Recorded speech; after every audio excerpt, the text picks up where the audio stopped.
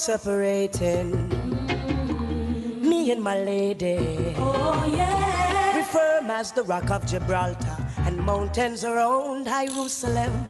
Oh, you labor in vain if you try to bring us pain, cause you'll never win. You cannot go round us. She said, Taurus, nothing divides us. Now there's more than a million reasons to quit, but we'll never split. More than a million reasons to quit, but we're holding on. Love is what dreams are made of. And in my visions all I see is her. Got something strong, and so we're holding on. They never know we're serious, never want to link one another. Tell her I'm not the type to carry on to mother. Them put up all type of traps and barriers. Still I show them that true love's a conqueror. More than a million reasons to quit, but we'll never split. We got something strong, and so we're holding on. This love is the truth, yeah. And we've got the fruits to prove it. Still I keep a wide eye for parasites who try to divide. Now, people gon' try things. Some find pleasure in spoiling our good. Still I let them know that in our life there is no weaklings. Now there's more than a million rivers to cross, but we gon' make it through. And more than a gazillion people gonna talk. So love that dreams are made of. And in my visions all I see is her. We got something strong, and so we're holding on. Many did try but couldn't steal my honey. Many did try.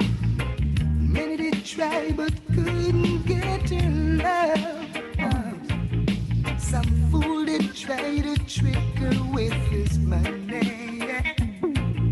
Turn around and wonder what she is made of. She just loves this groovy little thing we got going. It will last as long as her heart's are beating. She just loves this groovy little thing we got going. It will last as long as her heart's are beating. Many did try, but she would not leave me. Many did try to tell her lies about me. Sometimes the things they say, Lord knows, would hurt me. With a smile, she just ignored their silly tries. She just loved this groovy little thing we got going. And it will last as long as her heart's are beating. The woman just loved this groovy little thing we got going. And it will last as long as her heart's are beating. Some things were meant to be, so why not let it be? And stop worrying about it. Long as we know what's in our hearts, we know we're in our thoughts. Hey, no reason for concern. They're gonna talk, they're gonna talk, they're gonna talk, they're gonna say a lot of things about us. Said you know that love is not a sin, but you worry what the people say when they see me with you, and wonder what the crowd will say when they find us together. Yes, wonder what the people say when they know we're in love. Worry what the crowd will say. Hey, hey, hey. You pass them on the street, yes, greet you with a smile. Hey, as broad as the Nile, boy, and they'll say all kinds of goody to you, yes. Better linger for a while. Oh, wherever in your mind, you wanna go, you wanna stay, you think that Well, but if you know that love is deep within you, why should you worry what the folks will say when they see me with you? Worry what the crowd will say when they find us together. Wonder what the people say when they know we're in love. Wonder what the people say. I got enough love for you. All this talk of hearsay and she say won't get us nowhere. Believe me, all I'm guilty of, girl, is loving you. For all the things they say and try to do to separate me and you, still I got enough love for you. Oh, yeah. Enough love for you. Oh, yeah. No lies, no games, no fronting of a kind. You always be mine. Thick or thin, come rain or shine, I love you for all time. Just be good to me. I'll be good to you. Just be good to me. No matter what they say, this your love now share. Can't come between. Investing my time and trust in you is all I wanna do. Believe me, girl. Won't be denied or rejected by cheap words or what you may have heard. Still I've got it plenty, and for you my empress, yeah, my love will never run empty. We've got a touch that means so much. Come on, let's nice it up. Just be good to me. I'll be good to you. Just be good to me. No matter what they say, this your love now share. Can't come between. One talent of I will take to the sky with you by my side. No, I've never been someone shy until I seen your eyes. Still I had to try, yeah. Oh yes, let me get my words right and then approach you. Woman, I'll treat you like a man is supposed to. You'll never have to cry, no. I know everyone can relate to when they find a special someone. And she's royal, yeah, so royal. And I want her in my life. I never knew anyone so one of a kind, no. The way she moves to her own beat, she has the qualities of a queen. She's a queen. Ooh, ooh, what a natural beauty. No need no makeup to be a cutie. She's a queen.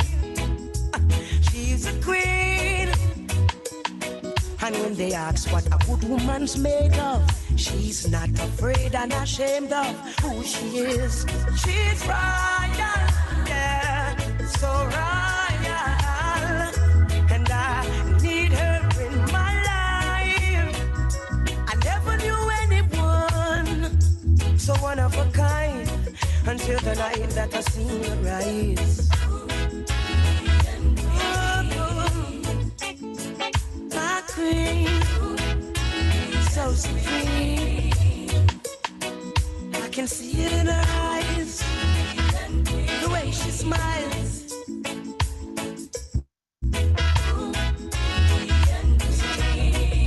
Hey, yes I know the king and queen crown, see I'm tired, so I'd never leave your side. Just stick with me through the trial times. Oh, and she says she no mind. Correct, I know good man is hard to find. And she can't about that giant no line. That's why she has no ties at this time.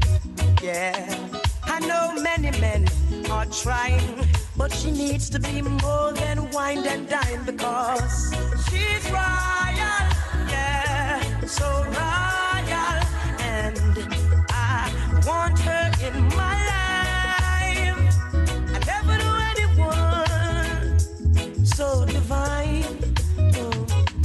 The way she moves to her own beat, she has the qualities of a queen. so supreme. Ooh, ooh, what a natural beauty. No need no makeup to be a cutie. She's a queen, so supreme, yeah. And when they ask what a good woman's made of, she's not afraid and ashamed of who she is. She's royal, yeah, so royal. And I want her in my life. I would walk a mile, never do anything. So one of a kind, baby. I want to explain to you that you're the hit on every corner. Gotta confess to you, girl, just what you do.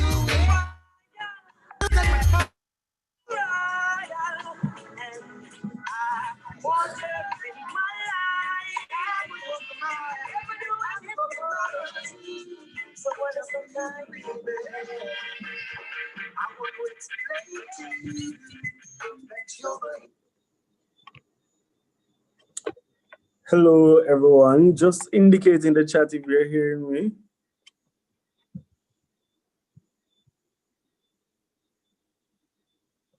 All right. So welcome back to our second town hall for the year. It's my pleasure moderating again. Hopefully next week we'll get someone else because I know, probably tired for some of this. But I like the town hall idea because it gives us a forum every month to discuss our issues and to discuss what is happening in the faculty in a moderated format and just to disseminate information, especially now we have to form innovative ways in order to connect with the faculty and connect with our committee, and we want to have that connection. So I know it's mid-semester time, so let's just run through the program so we can go and study, right? Yes. So let me welcome Jamaica Johnson, who will be doing the introduction of our guest speaker. Jamaica, you here? Yes, I'm here. Good evening. Good evening, Javon and members of the faculty. As Javon said, I'll be introducing our first guest speaker, and her name is Miss Desiree Crooks.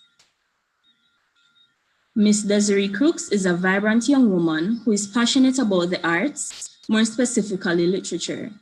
She completed her CAPE studies at the Montego Bay Community College, where this passion was developed, after which she matriculated to the University of the West Indies Mona campus to complete her Bachelor of Arts degree in Literatures in English with a minor in linguistics, for which she was granted first-class honors. Pursuing her goals, Ms. Crooks went on to the Central Connecticut State University, where she received her Master of Science in Reading and Language Arts. Her most recent educational attainment was receiving her diploma in language education with distinction from the University of the West Indies, which she now uses to touch lives and inspire students at the Montego Bay Community College, where she's a lecturer of Literatures in English and Communication Studies.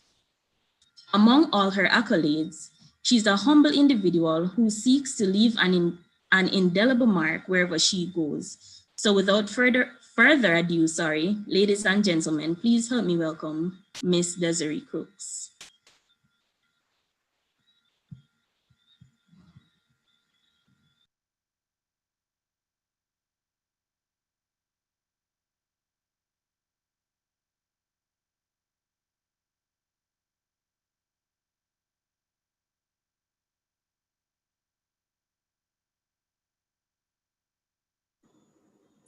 Miss Crooks? Hi, good evening, everyone. Are you able to hear me?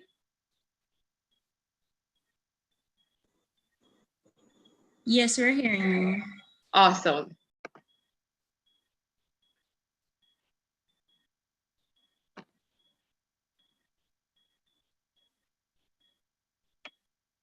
Now, are you able to see me?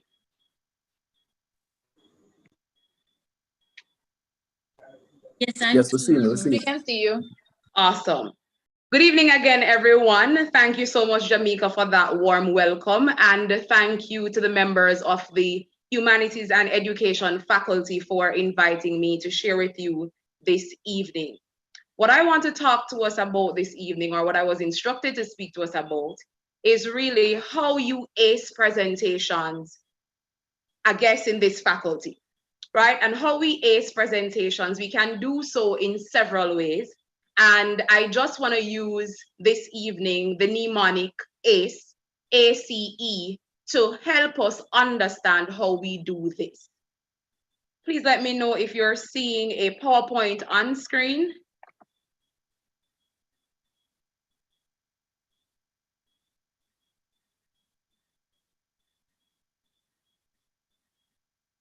Okay, so it's saying it was disabled. I'm not sure if the host is able to make that adjustment, but I can continue without it.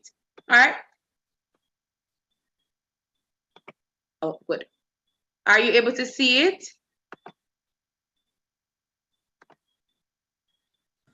Yes, we're seeing the screen. Awesome. All right. So like I was saying, my role is to speak on how you ace presentations as students. And there are several things that you can do. There are several techniques that work for different people. But there are some key ones that every speaker, every person who aims to do a great presentation must do. One of the things that we have to ensure that whenever we are about to speak to anybody, we have to ensure that we feel, we think, and of course we do. So how do you make your audience feel? That's important when you're delivering a presentation. What do you allow them to think about when you do that presentation? And what do you want your audience to do having done that presentation? So in doing oral presentation, these are key things that as speakers, we must think about: how you make people feel, what you want them to think about, and what you want them to do having done or completed that presentation.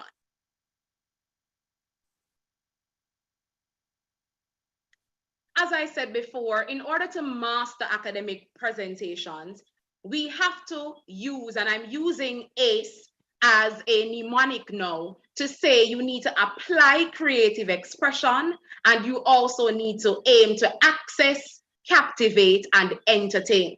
So you apply creative expression, and then you access, captivate, and entertain. Now, these are the key words that I'm going to talk to us about this evening to ensure that hereafter we are able to ace those presentations that you have to do. The A there stands for applying. The C can stand for being creative. The E, expression. Another A, access. The other C, captivate. And another, entertain. These are things that we must ensure that as presenters, while we are presenting, we do. But what do these entail? In achieving the A's, and I hope this is something that we aim to do as students, we should never be just comfortable getting regular grades or just passing, but you need to aim to achieve A's. And as part of your presentation, achieving A's would mean you need to access information. By accessing information, it means you need to do research. You cannot have an academic presentation to do and you simply Google or simply use Wikipedia or those things. You should know by now that as students at the university, you have to do research. It is inevitable. So accessing information simply there suggests that you have to engage in research, detailed research, critical research at that. Good. So we use Google Books, we use the library, we use databases to access information. Another A we have to look at is application of knowledge. And this is something that is key as critical thinkers, as students aiming at a degree. It is not enough at the end of the day to say, I have a degree in so and so, or I have a degree in this, and you are unable to apply knowledge. Application of knowledge there simply suggests that you need to be able to connect what you know to other situations, to other scenarios. Good. So you know that, for example, and I'm going to use a literature example because that's my area of expertise. So you know, for example, that there are three characters in the book, and this one is married to another one.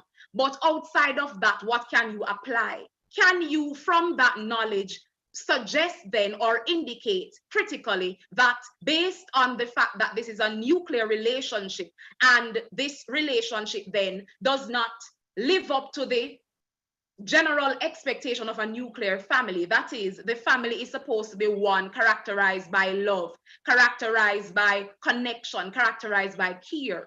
Your application of knowledge comes in here when you're able to say it is ironic then that the nuclear family presented in this text does not appeal to or does not adhere to the normal conventions of the nuclear family, because this nuclear family, unlike what is expected by our society, requires then or shows or demonstrates abuse. That is application of knowledge. So I'm using my knowledge of the text, my knowledge of the characters, my knowledge of the whatever story is told by this book then, that to then apply future knowledge or to show my understanding of the general context of the text. And therefore, this cannot only or should not only apply to literature, but all areas of study. You apply the knowledge that you have garnered. Good. So you research, and having researched that information, can you just slap it on a page? No. You are expected then to use that information to develop additional knowledge, additional understanding, and to demonstrate this understanding. Then the other A that we want to talk about is being active, active involvement and awareness. If you are delivering a presentation, you need to be actively involved in it.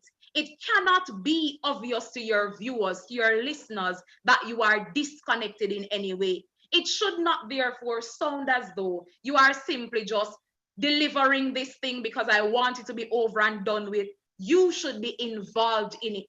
And of course, the awareness there is an indication that you must know what you're speaking about. It cannot be then that you are delivering a presentation and you're clueless about what is there. You have to be aware. So if it's even an area that you are not an expert at, study the information that you are willing to present or you're going to present. Know it. Don't just write it down and expect to read it from a paper. One of the styles of oral presentation is what we call the extemporaneous speech. And with that particular speech type, you're expected to know the information. You don't have the ability to read from anything, or you may be able to just simply glance at a cue card or so. But the expectation is that you are aware and you are more comfortable in your own skin when you demonstrate awareness of what you're talking about. Good. So that is how we achieve the A's in acing presentation.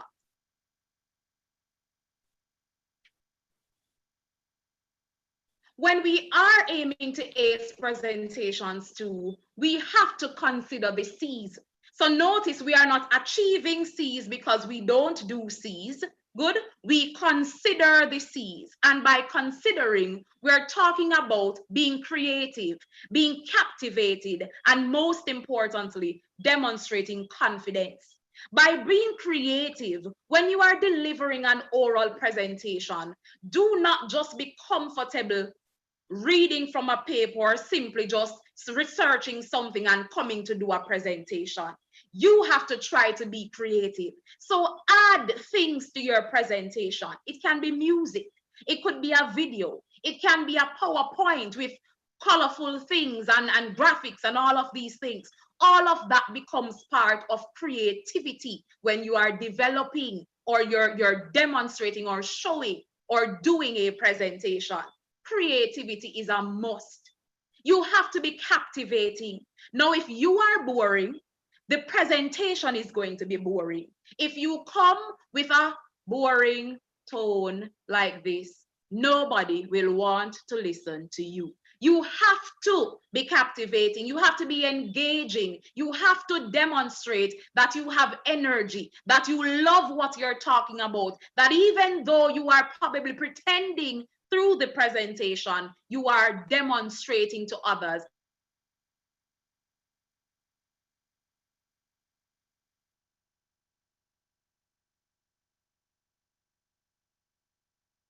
capacity, that you have capability, that you have ability to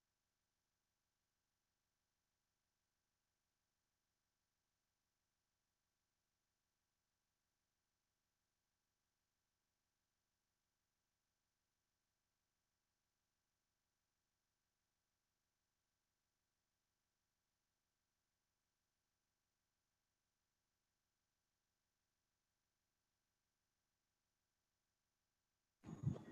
effectively. Miss Crooks, is the video frozen for anybody?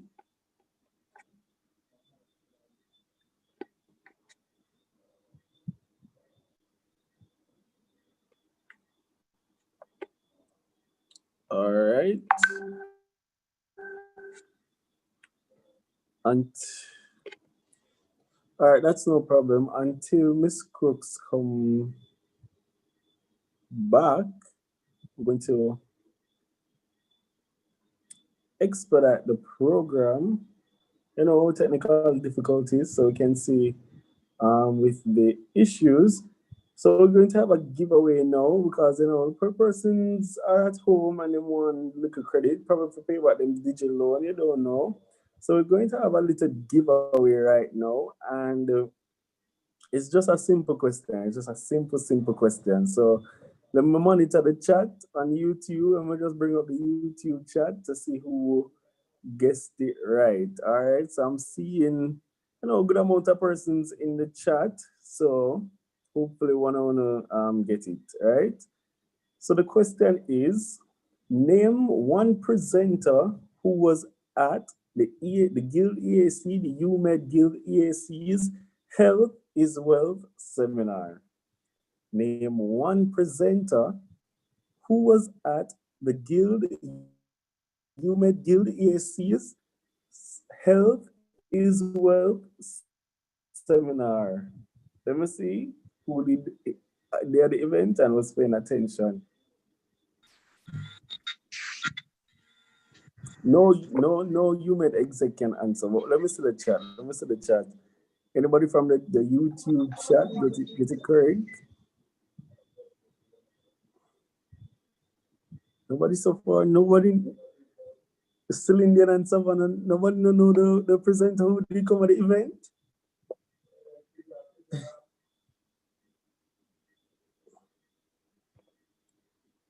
Let me see. All right. Nobody get that question, so I'm going to ask the next question. No want the next question? Let me see. Say yes or no. No want the next question? Or now figure it out. Or now go on Instagram or ask somebody in the WhatsApp for the credit.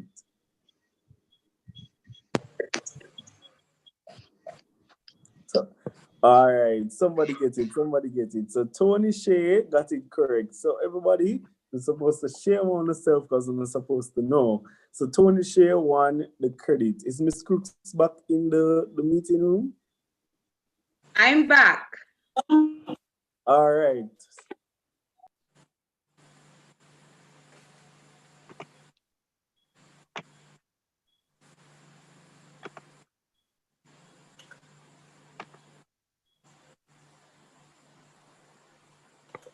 All right, we're seeing the presentation now. Great.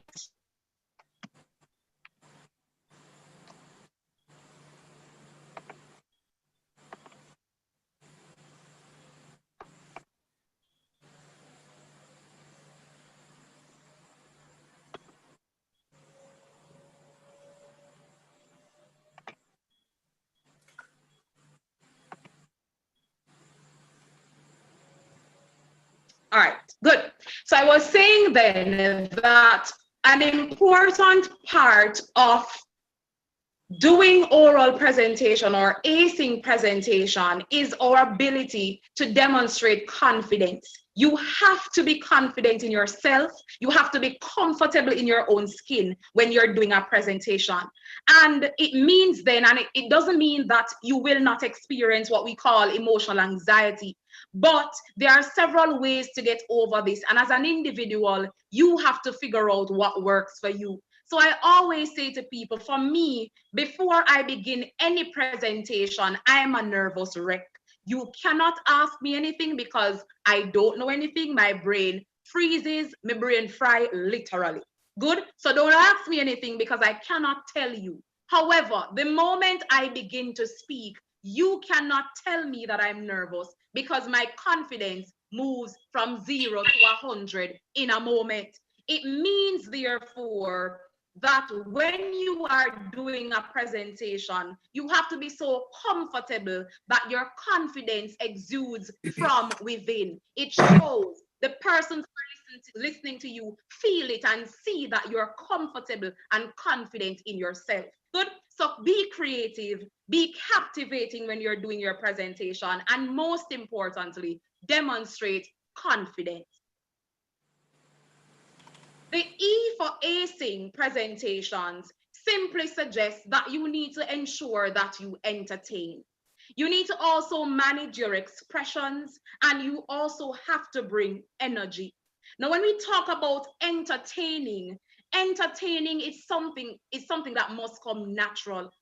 I'm not saying now that you're gonna look for the corniest jokes to share, because then the joke will be on you. Because if you try to be funny and nobody gets it, then you're gonna hear utter silence, or you're gonna hear crickets, because nobody will find your joke funny.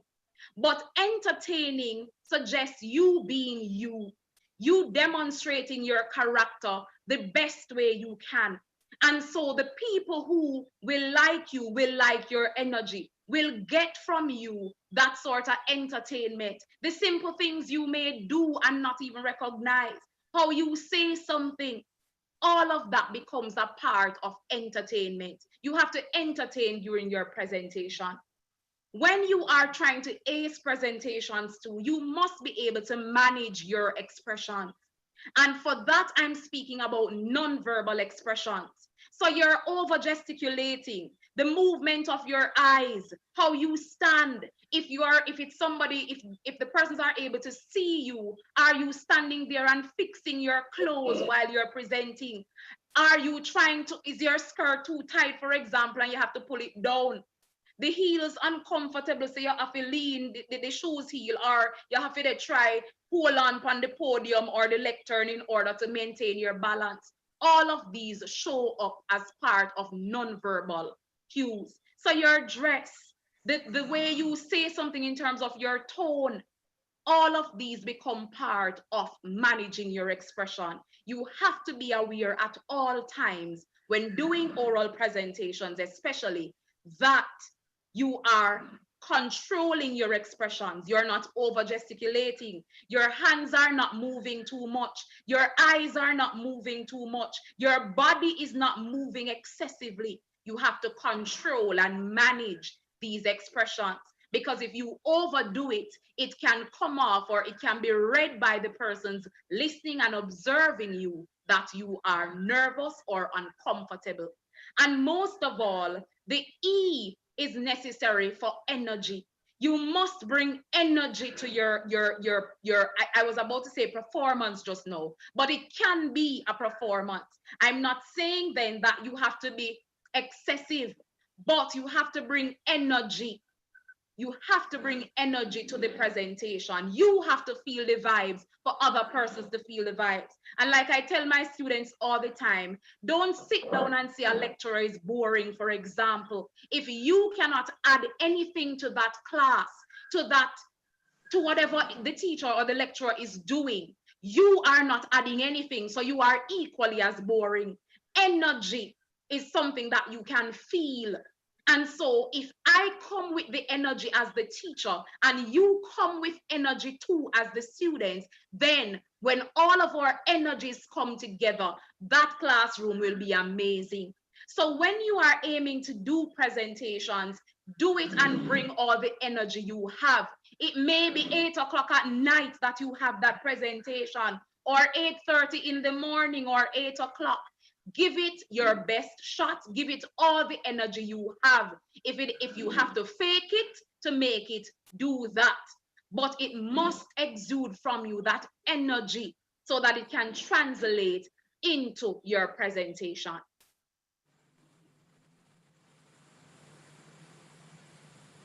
Finally, then, in order to ace your presentations, you must ensure that your audience, you give them a piece of the pie.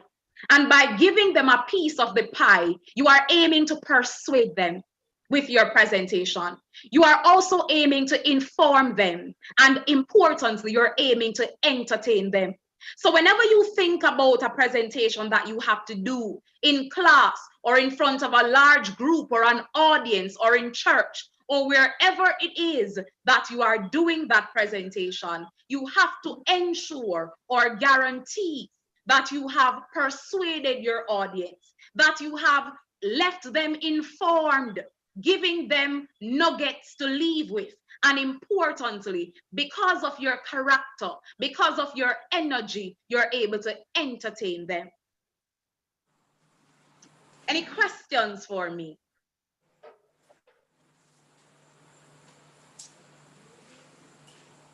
Yes, a question. Go ahead. Okay, what if you're a naturally expressive person, or you don't consider yourself to have any entertainment value? What can you do to substitute, or is there anything that can be done to make the presentation just as interesting? Very good question. All right, there are several things that you can do, but I leave you with two. One thing I always say: fake it until you make it. And by faking it, I don't suggest then that you be false, but I suggest then that you have seen people around you do presentations. You have seen people host events, for example. People like Terry Carell Reed, for example, or Kadeen Hilton, Miss Kitty. These people do presentations and do these hosting things every day. And when they speak to you, they'll tell you probably they are nervous too. Probably they are not. And if you follow, I follow Terry Carell, and what she says a lot is that she's an introvert. But when you see her on stage, you see a different person. And so an important thing that you must do, you must be able to fake it. Fake it in terms of transforming yourself. So I am not somebody who likes to talk. I hate talking. However, if you ask me to speak, you will get a speaker. It means then that in this life, we won't get things as we want it. We won't always be comfortable with things. However, we are expected to carry on and do life. So then, if it's expected that you have to do a presentation, fake it until you make it. Good? And my second nugget is practice. You know that as students of the university, especially in the Faculty of Humanities, and having my experience in literature, you have to do presentations always. It's a must. It's not something you can escape. You have to do presentations. So we know this. This is a given fact. What you do, practice. So when you go home, or while you're at home and you know that you have a presentation tomorrow, you may not be as comfortable, as vibrant, and as energetic. But what you can do is stand in your mirror, practice. Look at yourself speaking. Look at whether or not you look comfortable. Look if your eyes are moving too much, or your shoulders look lean, or look at yourself doing it. You cannot get past it unless you do it. Usually, so doing it repeatedly is what will help you to get over this sort of fear almost, or the idea of I'm not a speaker, I cannot do this. You can do it if you practice it. Those are my 2 points regarding that question. Yes, Ms. Crooks, and we're getting a lot of questions on YouTube from our YouTube viewers. And our first question is from Giovanni Lewin, who says, how do you dial down your energy for over energetic people? How do you dial down? All right. Dialing down has to do with control. And notice in my presentation, I mentioned that managing your expression, managing how vibrant you are. And part of managing how vibrant you are or dialing down is reading your audience. Remember that you are not presenting to yourself. You are probably in your own bubble because you have to put yourself there in order to get the presentation done. But you always have to be mindful, have to be cognizant of the fact that you are speaking to people. And so a key thing that you must do as a speaker is to read your audience. It's probably harder to do online, especially if persons are not showing their videos or so. But if you are face-to-face, especially, and you're doing presentations, it is important to read your audience. When you see their facial expressions, when you see how they look, whether their posture or any other thing about them, you see that someone is in the audience and shaking their heads and you're getting it and you're saying, all right, this person is getting what I'm saying. When you read your audience, you're able to know whether I need to take it up a notch or turn it down a notch. That is how you are able to dial down. All right? Yes, Ms. Crooks, sound words. And another person is asking, what are some of the ways you can engage your audience? So you spoke about whether or not we should turn it up a notch or turn it down, but what are some other ways we can engage our audience? Engage in terms of what? Captivating them? Yes, I'm assuming that's what she means. All right, so captivating them, it's more personal. I can say then that to captivate your audience, you can use different things. So you can start out, if for example, and this is something you can do too, if you at the beginning of the presentation you're nervous, start with a little game. As simple as that, you can engage your audience. So you don't just come and begin, and this too is dependent on the time frame that you have though. Good. So if it is that you have a good time period, you can simply start by doing an activity. So I remember once before doing a presentation that I was asked to do, I did a bingo game. And so the bingo game was to get them to understand or to learn about each other within a minute. And so they had on their paper things that they need to fill out in the boxes, and they need to find people in the audience or amongst themselves that share similar things. So whether it's a similar birth month, the similar color, whatever it is, something like that can get your audience engaged and get your audience vibed up or riled up and ready then to listen to you. And by that too, they will say, okay, the lady have vibes, man, because the little activity you enter. Because remember, especially when you're doing presentations, you have to again read your audience. You cannot just go in and go in with a boring old presentation and sit there and bore the people further. If you read the audience and recognize that everybody before was just talking, and everybody is exhausted, come with something, do something else that changes it. So one suggestion I have is try a little game or a little activity or a little quiz or something of that sort before you dive into your presentation. Or if it's within your presentation, to not make it so monotonous, you can pause after you have delivered a bit of your content and ask questions or do giveaways, for example. So give away a credit, give away a Tutti Frutti voucher, give away a dinner for two if you have it like that and can do that sort of thing.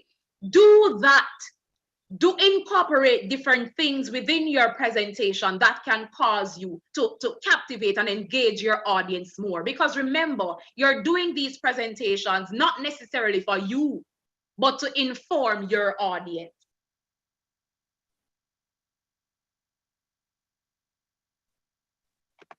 I hope that answers the question. My host disappeared. No, I'm here, man. I'm just Okay. looking, I'm monitoring the chat to see if there are Okay. more questions. And definitely there's one more. Mm-hmm. This question, this is the last question. What advice for a presenter who has difficulty communicating with their audience? What advice do you have for a presenter who has difficulty communicating with their audience? Communicating in what way? Because it sounds like the same response I would have just given. Um, That you I, have to find ways to engage with them. Oh, I think he's talking about the type of language you use. If you use colorful language, big words, or simple words, and all of Mm-hmm. it. So what advice do you have for persons who have difficulty communicating and reading their audience in that type of sense?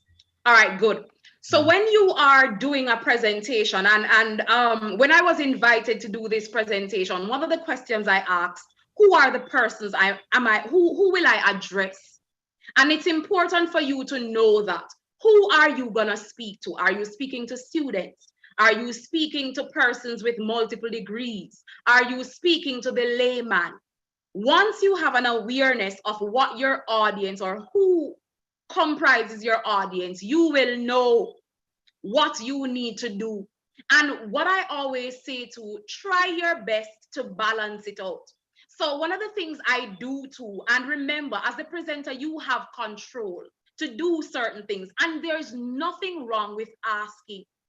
Usually I ask my audience, especially if I have to speak for an extended period, I ask, are you comfortable with me speaking straight English, or do you mind me doing Creole and English in terms of code switching? And usually the answer is you can code switch.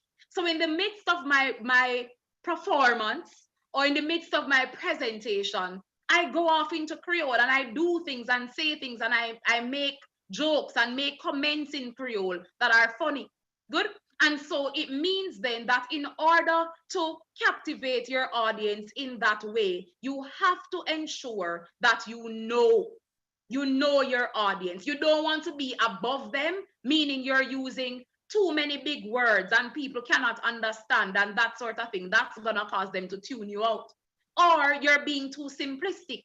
If you're being too simplistic and you're in a setting with very educated people, and these people with their PhDs and masters and all of these things, they're going to look at you. Where did they get this woman from? She don't know nothing. Why is she just maybe so basic? Okay, good. So you have to know, and it's important then that you ask these questions before you do presentations, especially if it's outside of an educational space. If you are going to address a large audience or a group or whoever, find out, ask questions from the persons who would have invited you. Who am I speaking to? Who are you expecting to join this meeting or be a part of this meeting? And from that, you can tailor how you speak, the things you can say, the jokes you can make. Good? Because sometimes too, and you have to know whether it's a very, very professional setting too, or it's a very relaxed, laid back kind of setting. Because in a professional setting, if you're trying to do some sort of jokes, that won't work. People will frown up and skin up and go on them ways. Good. So for example, if you are in a very laid back setting, relaxed setting with people who are not so stiff and so, you can run your careless sex joke or whatever because you are in that sort of environment. But if you are in a very professional setting and that you bringing up something like that will cause people to look and like frown up and why is she making that joke? That is not funny. You don't make those things. And you know those prim and proper kind of people. So that is why it's important to know your audience, read your audience. When you say certain things, do they frown? Or do they sound like they can agree with you and they are getting the point you're making? That is important. Your audience is a key factor or key part of any presentation that you are doing. You cannot be above them. You cannot be beneath them. You have to be working with them during this process. I agree. And someone said that they're a great writer, but how can you transfer your eloquent writing into being a good orator? Practice. Practice. That is all it takes. Practice. If you cannot practice on your own, be a part of groups that engage in public speaking, debating. Those sorts of groups will help you to develop that sort of confidence in yourselves. Good.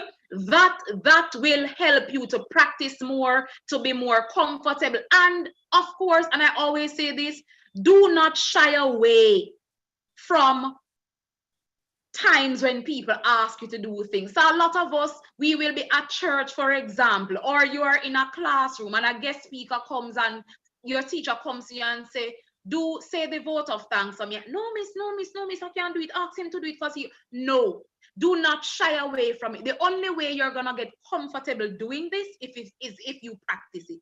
Practice, practice, practice. I always say to people, I am a living example of what I'm saying. I was never this confident. I could never stand in front of an audience or speak to an audience and not be petrified. I could not do it. I could not do it. I would die. However, teaching is what caused me to do that.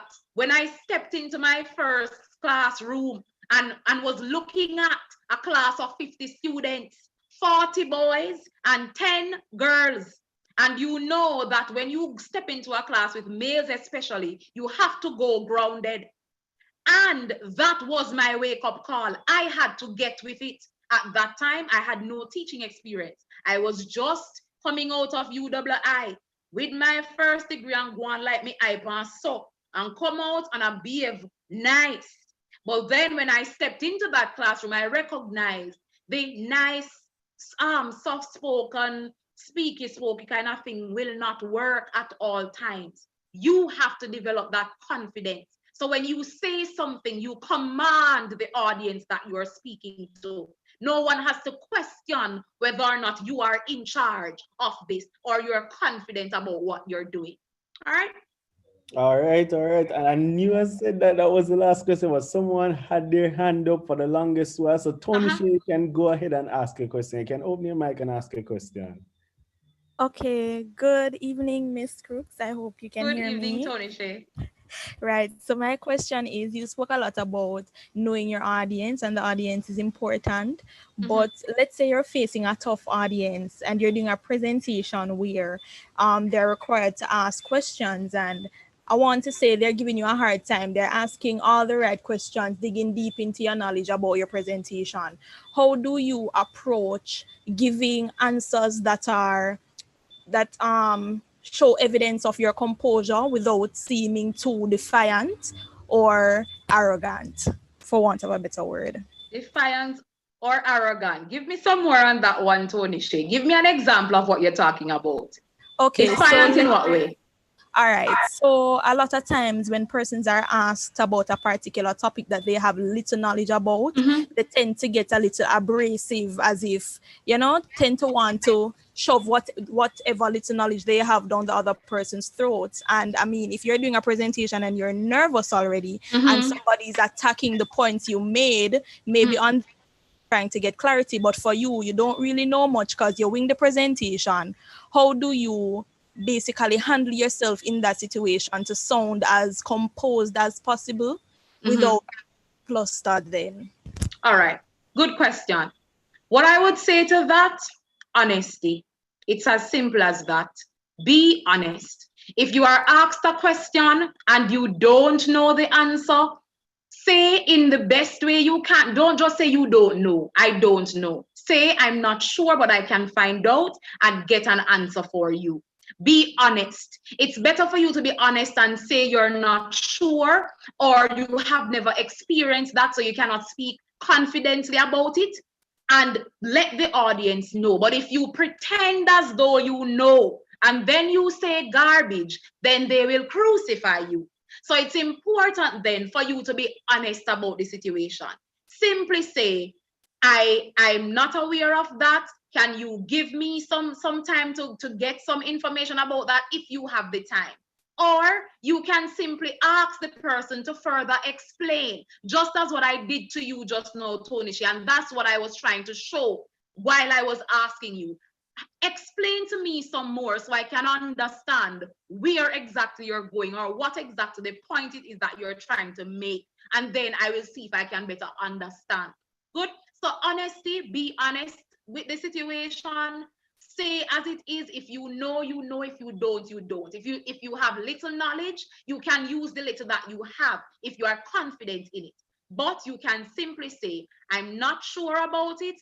I'm being honest, I'm not sure about it, and therefore give me some time. I can get some information on that and get back to you.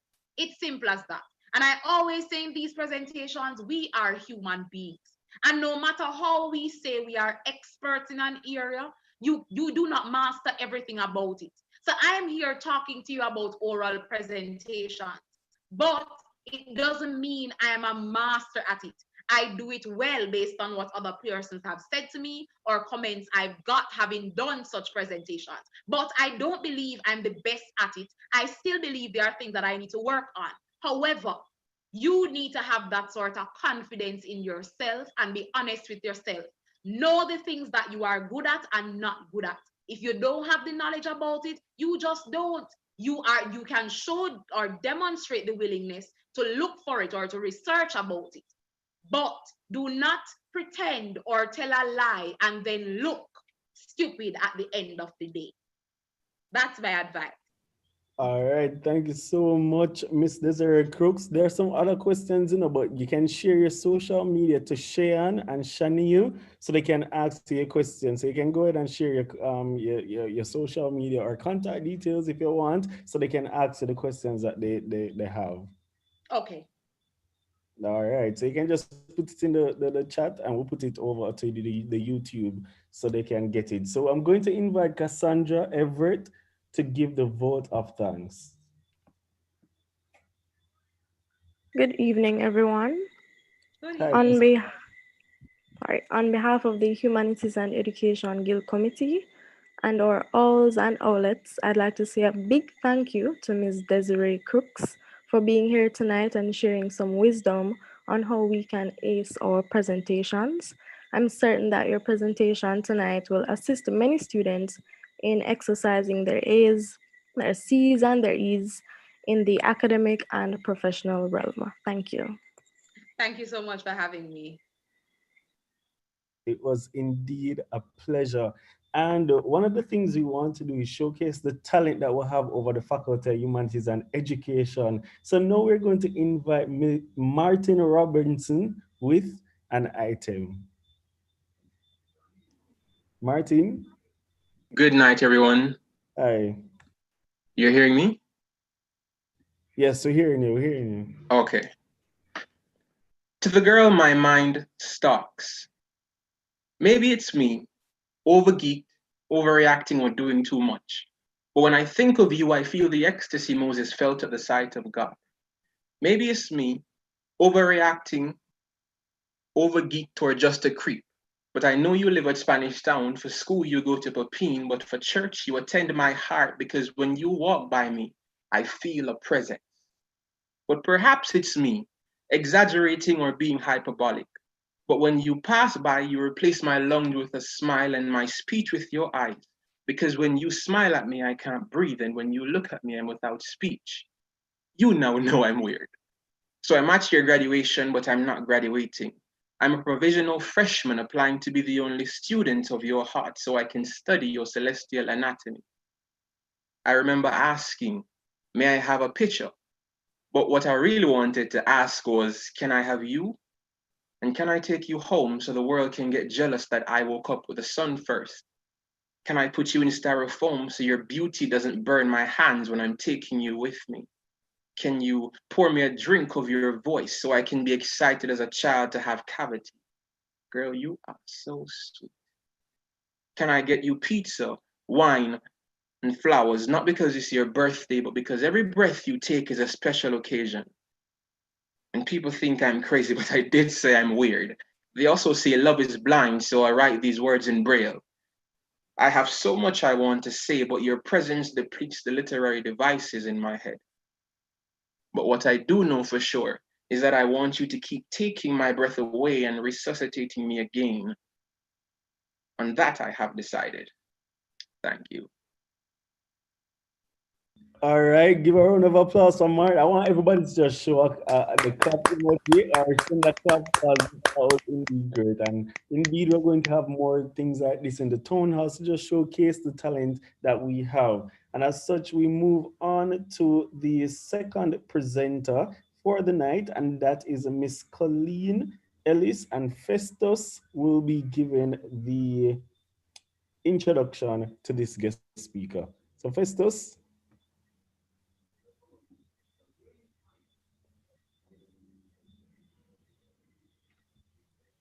Festus here. Just to give vote of All thanks. right, great. Take again. Yes, we're hearing you.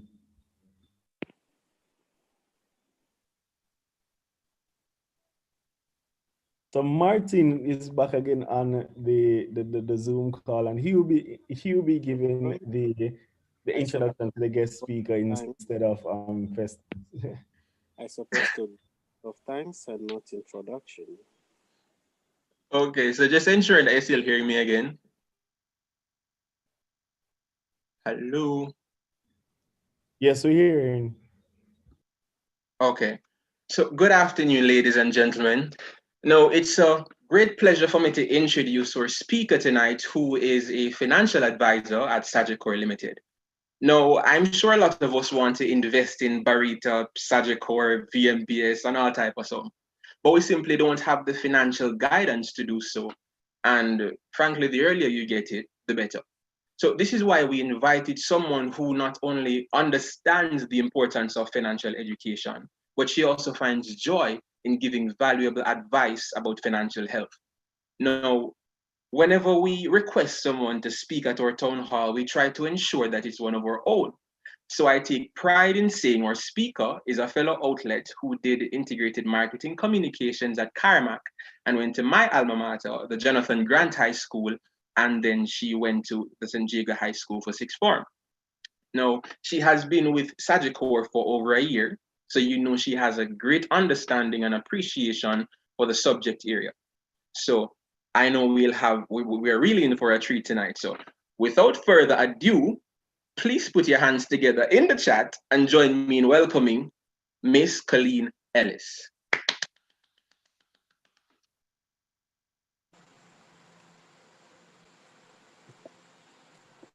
Thank you guys so much. Thank you, Martin.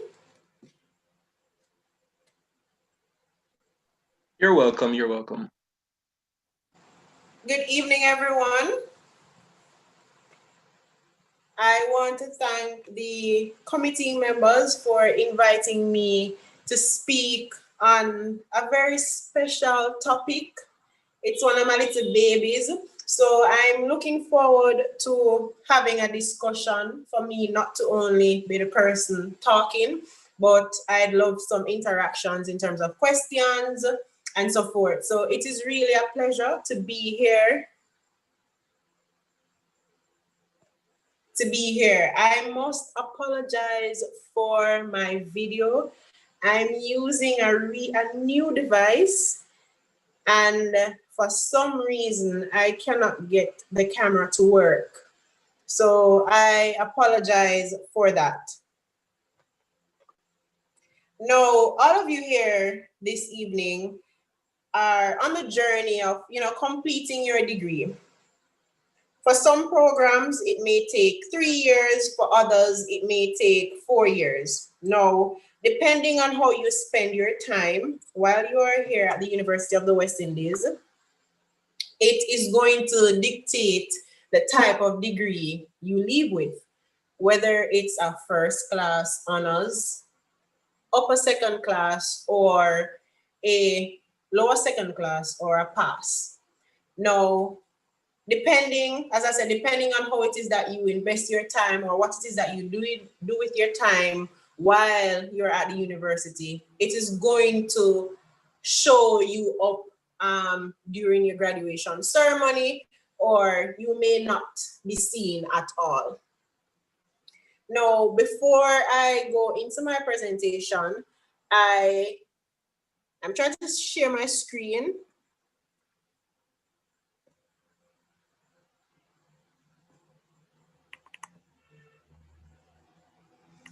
Can somebody confirm if it is that they're able to see my screen?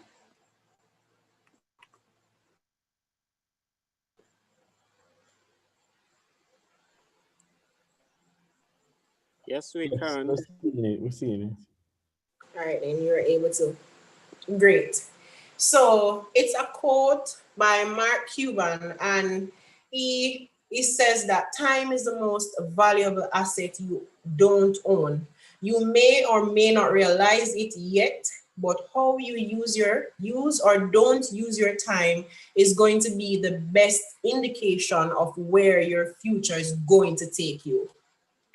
Now, in anything that we're doing in life requires time, requires patience. You're here studying for your different degrees, it's going to take you some time. If you're building your dream house, it's going to take you some time. You're going to go on a vacation, you may have to, put time into planning to ensure that wherever it is that you're going, it's where you want to go and so forth. So time is an essential aspect of our lives, one of the biggest aspects of our lives. And as Mark says, how you use or don't use your time is going to dictate how is it that your future is going to go, or what it is that is going to happen for you overall. Now, my presentation today, the topic of my presentation is, managing your finances. Now, most of you students here tonight probably wondering, I don't have any finance, so, how is it going to be relating to me and stuff like that. But you, some way or at some point in time, you spend money on a daily basis, you buy things, you probably are not working. I know some persons are part-time, some persons work and go to school, other persons, they get their allowances and stuff like that. And another big thing for university students, because I was one of those persons who were able to benefit as well, is the work and travel program. And at that time, you're working, you get to make your own money, but what it is that you do with the money, how you spend the money, what it is that you do is a part of your finance. So we all have a financial portfolio, whether or not it is that we're working. Once it is that we're getting an income, we have finances working with.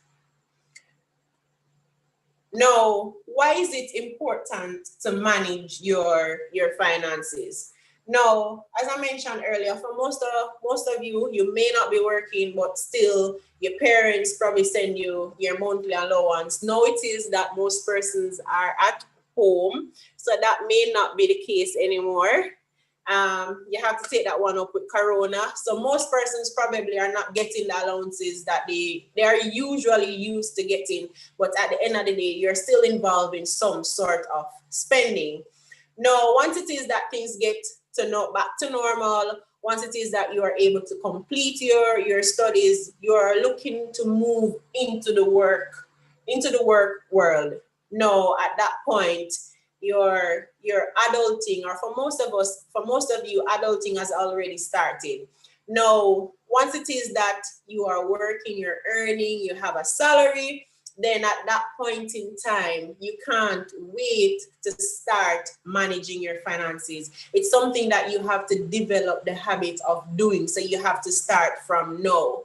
You may not have a lot of income to work with, but the little that you have to start managing it from early. As I said, time is our biggest asset. So you have to put certain things into place from now. You have to get into the habit of doing certain things. Now, it is important to make sure that you have sound financial plans in place, because it creates peace of mind, right? It ensures that you have financial security and well-being. And when we talk about financial security, financial well-being, we're really talking about your financial health. Now, like your emotional health, your spiritual health, and your physical health, your financial health is important. It is a fundamental key in creating happiness and a successful life.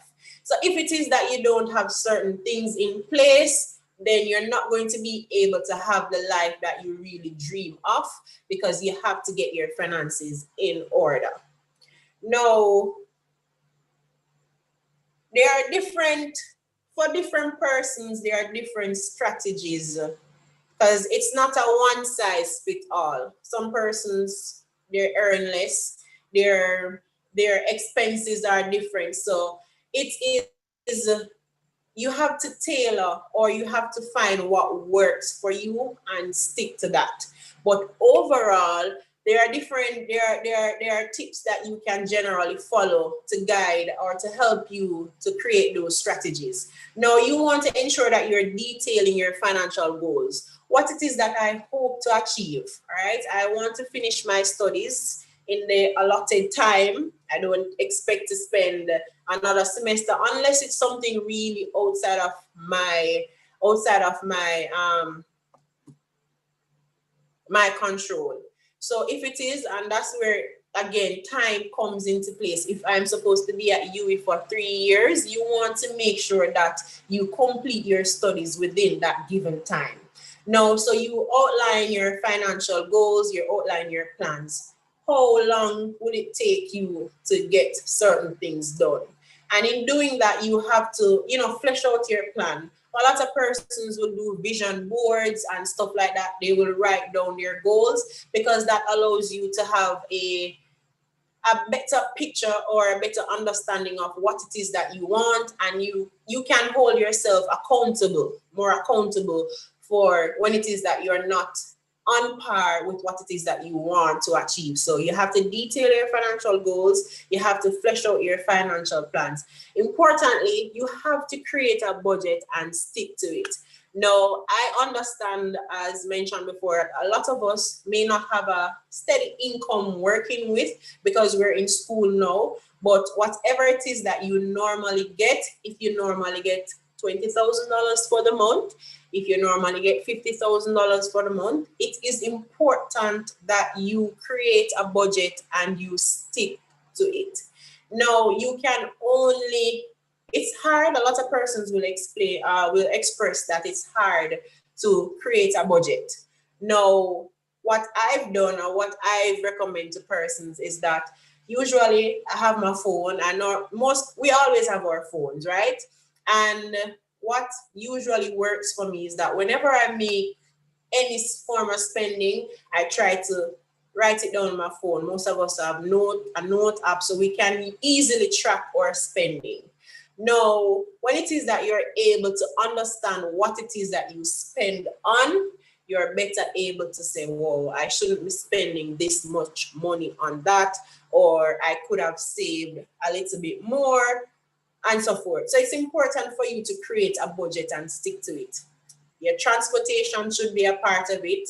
If your lunch, etc., make sure you detail all the income that you're getting and what it is that you're expected to spend. Now, one common mistake that a lot of us make, and not necessarily mistake, but a challenge that is evident in us millennials, is spending what we don't budget for, right? Impulsive spending. So we go somewhere, we go to the supermarket and we went for just one item, and by the time we're leaving, we have a trolley full of stuff. No, we never planned for that, but that's what we do. Now, when it is that you have a budget and you're sticking to your budget, you are able to avoid those instances. So you want to make sure that you have a budget, as simple as it may be, and that will help you to make sure that you're tracking your finances and you're sticking to the plan. Now, you want to create an investing strategy from early. A lot of us, we know about stocks. Well, most stocks, bonds, different financial products. There is a whole line of financial products. So you want to have an understanding of what the different financial products or investing products are, and you want to create a strategy. Now, when I was in university, one of my main goals, because I ended up taking student loan for my first year because of some little delays. I had to take student loan in my first year. A lot of us, or a lot of you guys, probably that's how you're funding your education, and nothing's wrong with that. Now, it depends on what happens now, or where the issue comes in is if it is that you don't have any plans, or you just have the student loan and you're not thinking about how is it that I'm going to repay it, what plans am I going to put in place. So for me, one of my goals was that I wanted to pay off that 1 year of tuition that student loan had paid for me in my first year after graduating. Now, how was I going to do that? That was one of my financial goals. How was I going to do that?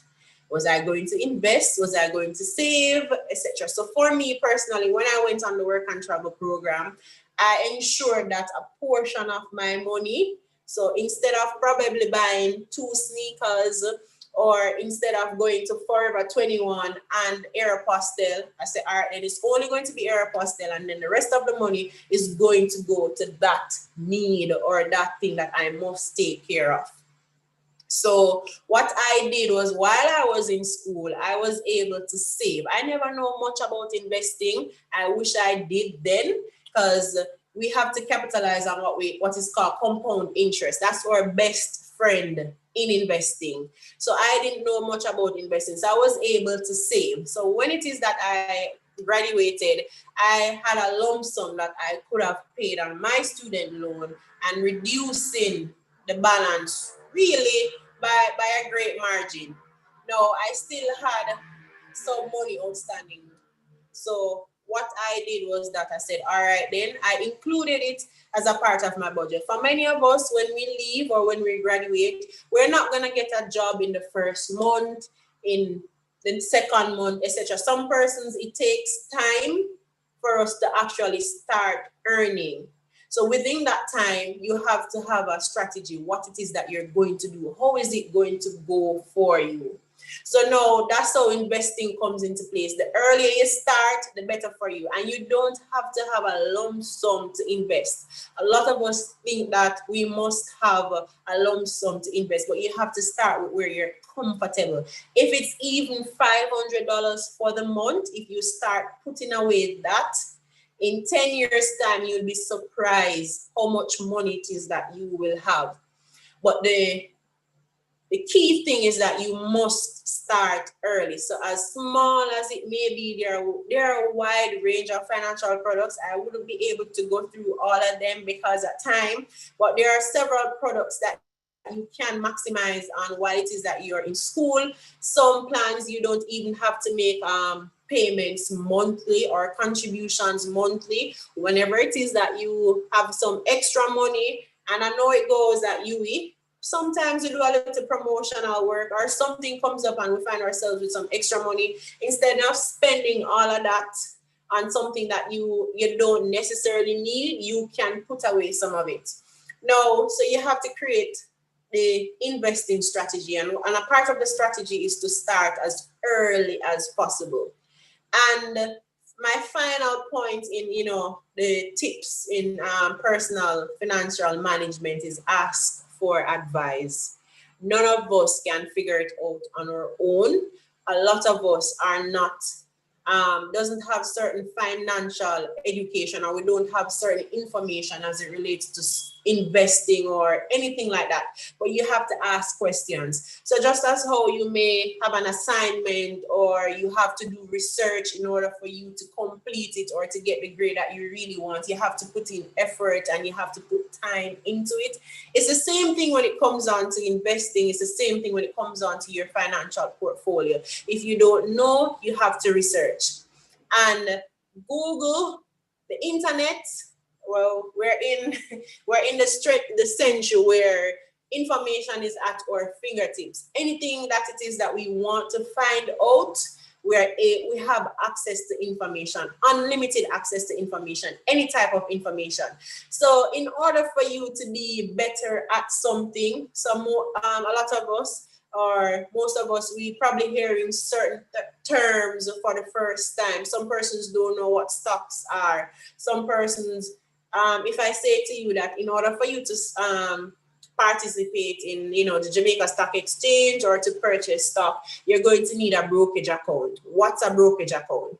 Now, things like that. If you don't know something, you have to ask, or you have to go and find it out for yourself. But in order for you to be able to manage your finances, in order for you to be able to be, financially free, have financial security, you have to invest in financial knowledge. You have to seek knowledge. That's the only way you're going to be able to master or manage your finances the way how you want it to.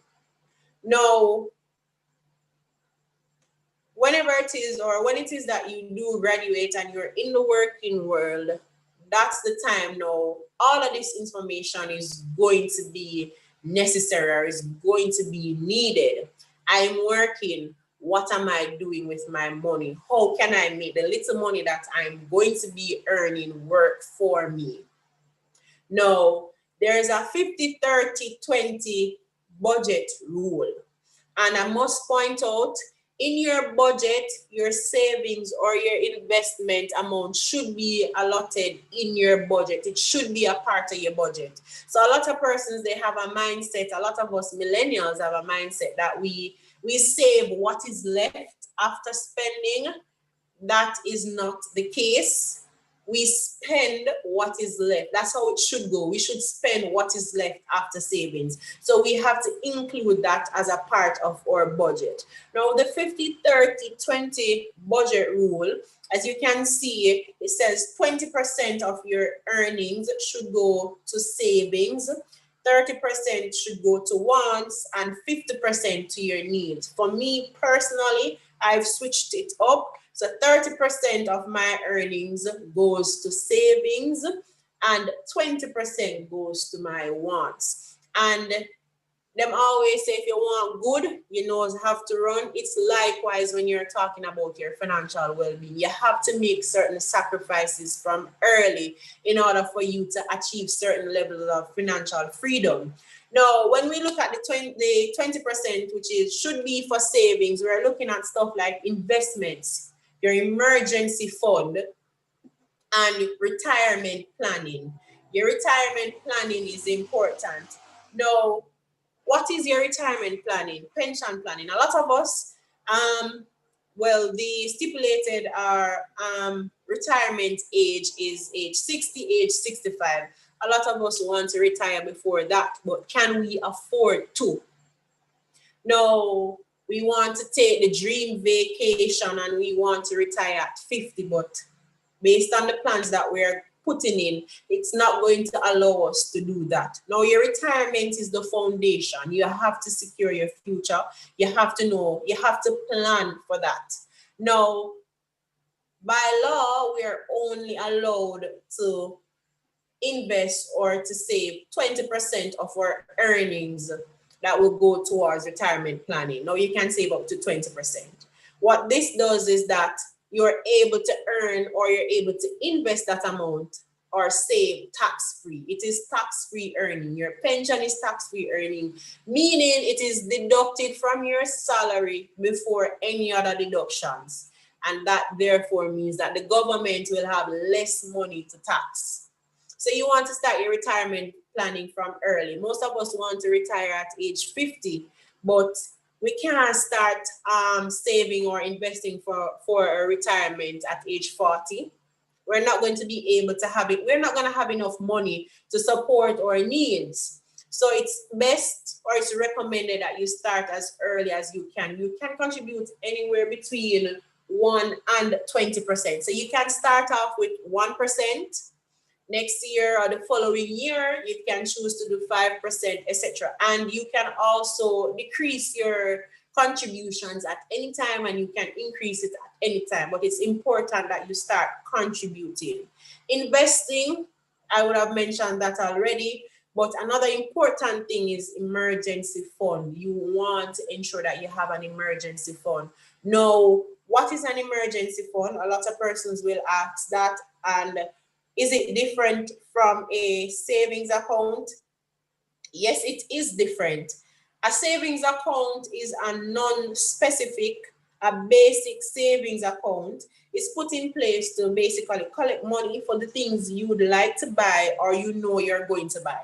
So a lot of persons, they get paid through their NCD account, that's a savings account, and they'll pay their utility bills or they keep money in it for gas and so forth. That's a savings account.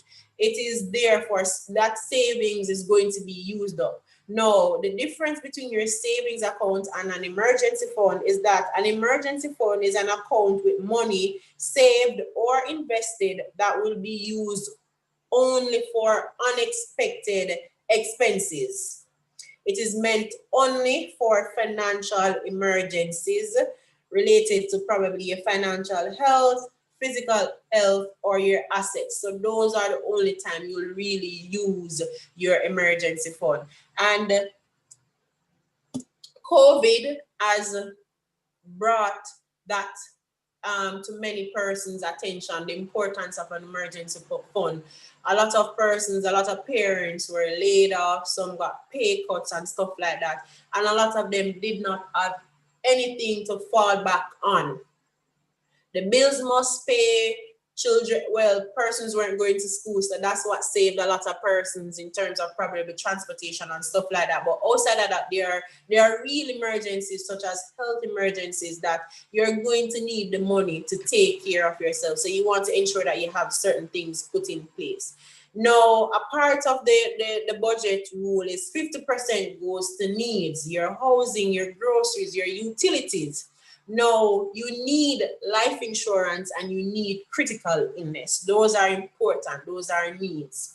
Critical illness plan, statistics show that by the time we reach age 70, most of us we're going to have a serious illness, whether it be heart attack, stroke, cancer, and especially in our females, I mean, breast cancer is becoming, one of the leading cause of death in women. A lot of persons don't have any plans put in place for things like that.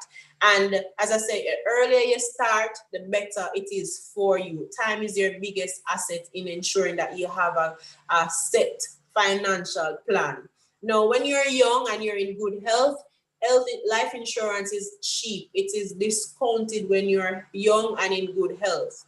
You at 25, you at 21 doing a life insurance versus you at 40, you are probably paying 3 times the monthly payments for the same coverage. So you want to lock into those things as early as possible. Now, most of us, we have our wants. We want to treat ourselves, we work hard, we want to treat ourselves. We have hobbies. Some persons have expensive hobbies, other persons don't. So your 30% based on this budget is for your wants. Things that you don't necessarily need, but it's just to enhance your life or to make you happy.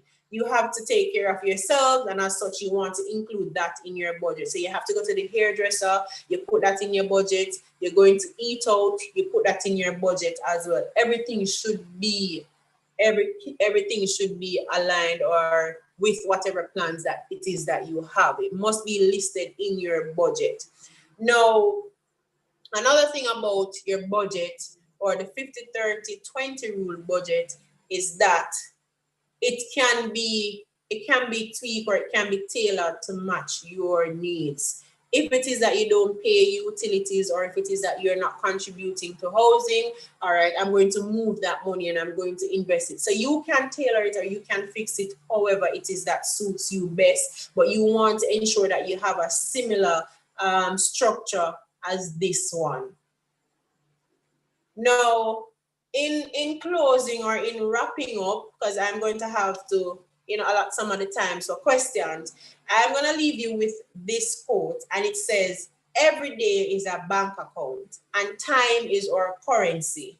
No one is rich, no one is poor. We've got 24 hours each. So it just goes again and just summarizes my main point that time is our biggest asset.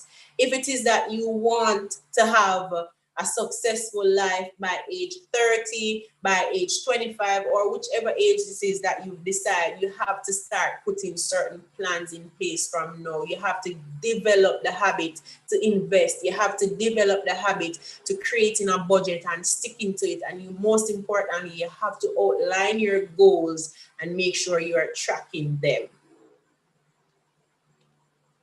So now I open the floor for any questions that you guys may have.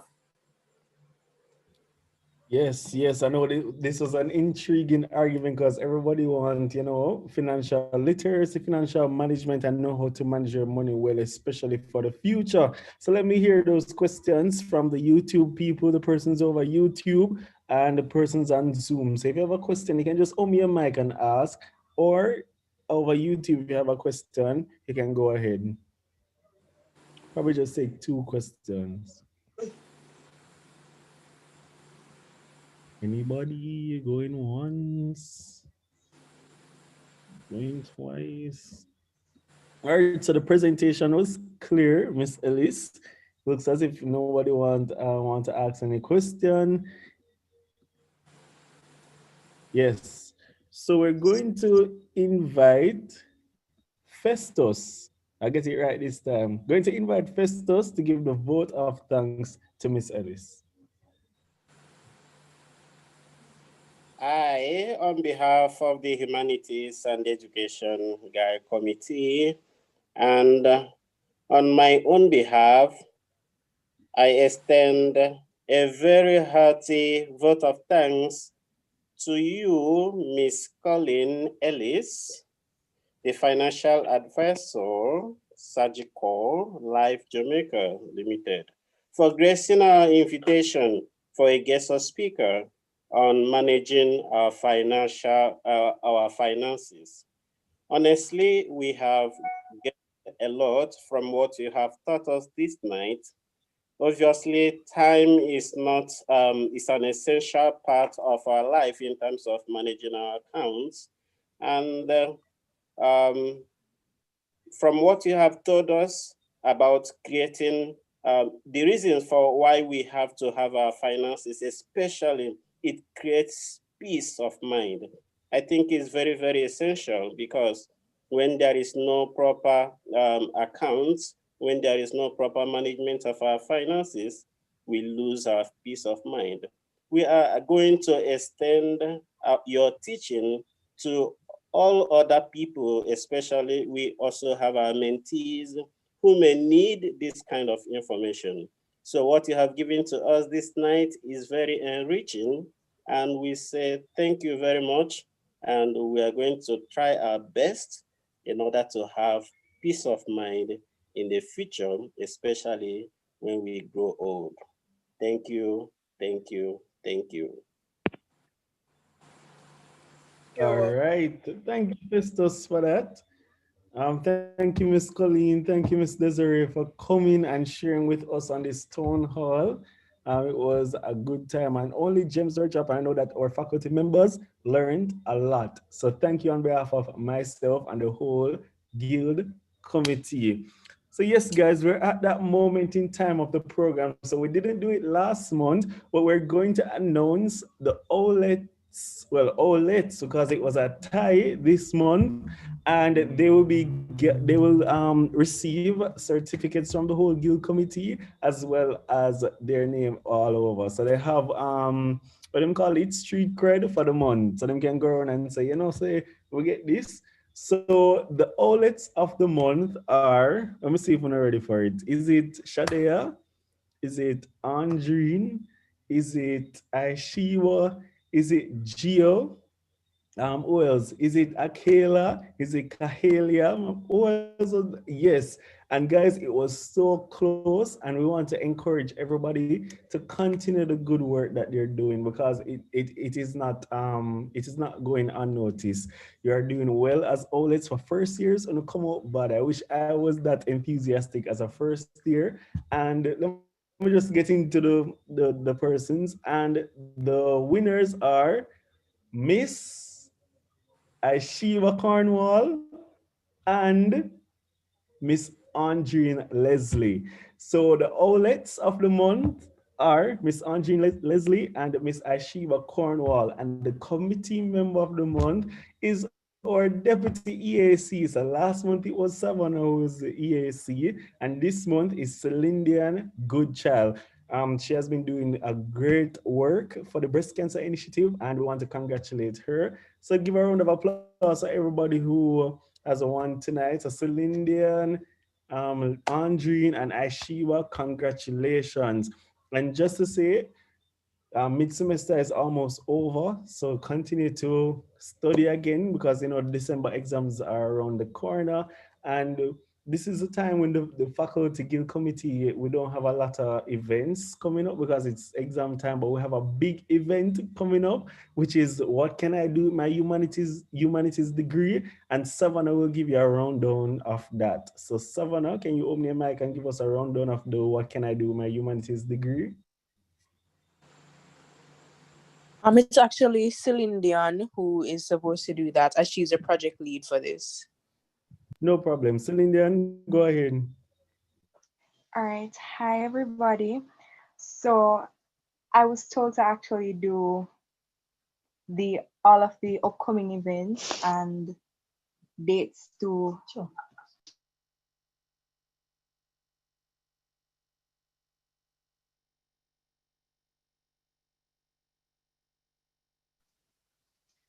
All right. Sorry about that. Good evening, everyone. Is everybody hearing me? Yes, Celine, we're hearing you. All right. So I'm going to start. I'm going to say thank you to everybody who came out to support our Health is Wealth event in October. That's October 10. And thank you to all those who purchased armbands and who donated and who volunteered to support our breast cancer awareness initiative. And we still have some armbands left, so you can go over to the Instagram page, UMona_UMedu. Check the link in the bio, go to the UMed link tree and use the FHE pin code link to place your order. Now, for the upcoming month, the month of November, the EAC has three major things going on. So first, on November 7, we have an empowerment session for students, which are part of the Humanities and Education mentorship program. And this session will focus on professional branding. And continuing on the topic of professional development, as Javon said, on November 12, we will have What Can I Do with My Humanities Degree, which is our career development event. And not only will you be advised on answering the big question, what can I do with my humanities degree, but you will have some fun and there will be a lot of giveaways in store for you. Now, continue to check the UMona UMedu Instagram page for updates on that. I don't want to give away too much on that event because, I just want you guys to go and follow the page and see the special things we have in store for you as the date approaches. And after that, now in the following week, we'll be hosting a UMedu Men's Talk in partnership with the Humanities and Education representative for Chancellor Hall. On Thursday, November 17, I'm encouraging everyone to tune in to UMona_UMedu Instagram Live for a talk entitled What Men Want. And stay tuned to the Instagram page for updates on these events and every other event that Humanities has coming to you.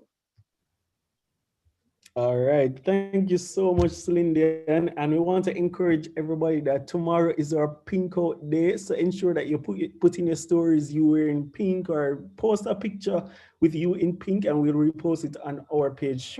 Show awareness for the whole breast cancer initiative. It's the last months of the initiative, but we want to continue the conversation. So go ahead and put on your pink and come out. So we're going to have one last giveaway. I hope somebody can answer this question.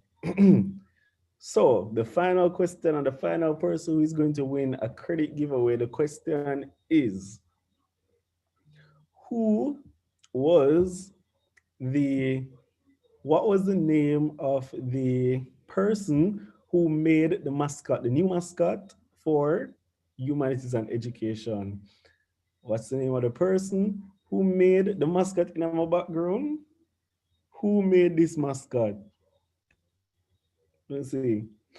Tony, you can't answer again, so don't answer. Someone said no, nobody. Let me get the YouTube people them, because you know it lag a bit. All right. So Gio got it. Gio, who names so? Come again, Gio. We can't give you that. We can't give you that. Come again, Gio. We cannot give you that. No. Come again. Anybody? Come again. Anybody else?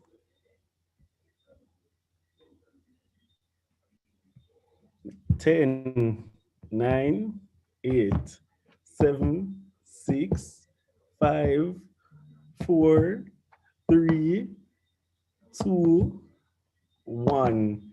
We can't believe nobody don't know who. So that means that nobody gonna get the giveaway then. So out of my heart, I'm going to give. No, Savannah, no. Out of my heart, I'm going to give. Let me pick. I'm gonna do the anymore. Who was participating? Who was participating a lot in the? So out of my heart, I'm going to give the credit to Shadea Francis, because you know that Shadea, she was the second person in line for the Outlet of the Month. Guys, it was so close. It was so close. So I'm going to give Shadea out of my heart the credit. So congratulations, Shadea. Go and read the bulletin. I'm not going to tell you the name, but go and read the UMed bulletin for the next town hall, or probably on the Instagram page. We're going to ask the question again. So who did this article? And Savannah wrote the article. So go ahead. It's a great read. And that's it for this town hall. So come next week, next month. Come next month, same date, same time for our next UMed town hall.